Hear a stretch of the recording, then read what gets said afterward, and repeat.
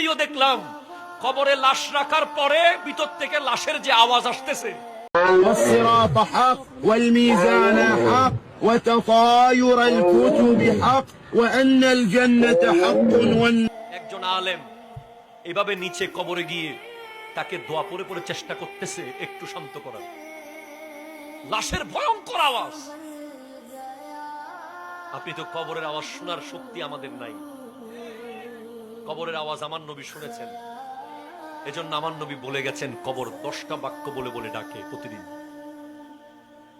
আমার যে যুবক ভাইয়েরা আজকে এনজয় করছেন, আজকে দুনিয়াটাকে জান্নাত মনে করতেছেন, কথায় কথায় প্রতিশোধ নিচ্ছেন, কথায় কথায় গলা ধাক্কা দিচ্ছেন, কথায় কথায় হুমকি দিচ্ছেন, আপনাকে কবর প্রতিদিন ডাক দিয়ে বলছে তাসআ আলা যাহরি ওয়া মাসিরুকা ফি বাতনি, আমার উপরে দৌড়াদৌড়ি করতেছিস, আমার পেটে তোকে আসতে হবে।